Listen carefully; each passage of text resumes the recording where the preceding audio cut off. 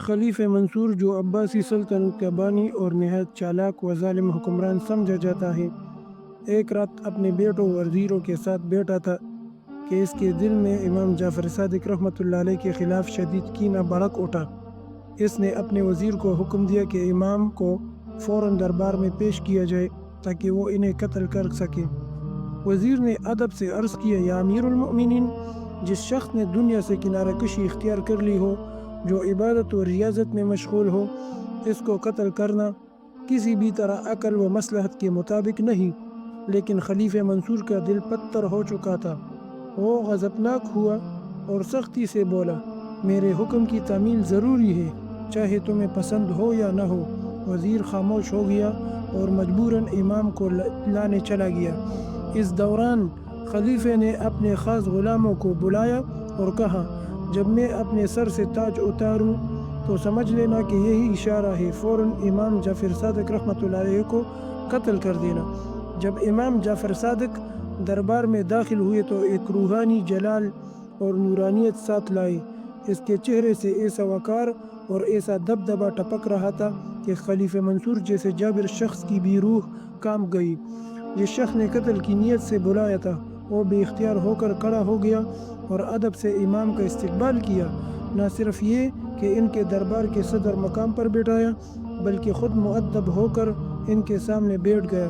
خلیفہ کی زبان سے نکلنے والے کلمات یہ نہ تھے کہ تمہیں قتل کیا جائے گا، بلکہ اس نے عاجزی سے پوچھا، اے فرزند رسول، آپ کو کسی چیز کی حاجت ہو تو فرمائی۔ امام جعفر صادق نے نہایت وقار سے جواب دیا، میری سب سے بڑی حاجت یہی ہے کہ مجھے آئندہ دربار میں نہ بلایا جائے تاکہ میری عبادت میں خلل نہ ہو۔ خلیفہ نے وعدہ کیا اور بڑے احترام کے ساتھ امام کو رخصت کیا، لیکن امام کے روحانی دبدبے کا اثر اتنا گہرا تھا کہ جیسے ہی وہ دربار سے چلے گئے، منصور پر غشت طاری ہوئی۔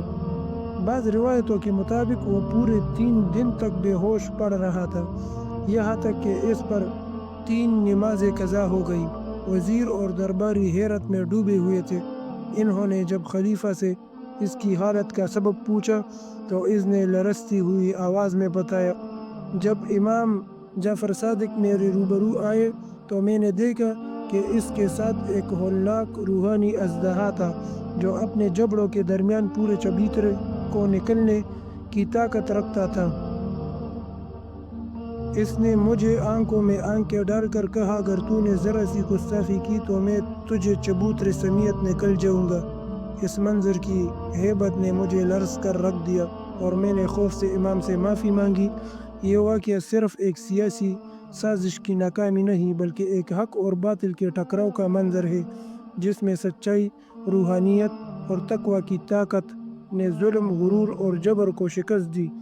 امام جعفر صادق رحمۃ اللہ علیہ نے ثابت کر دیا کہ حقیقی طاقت تلوار میں نہیں، بلکہ ایمان، علم اور اخلاق کی بلندی میں ہوتی ہے۔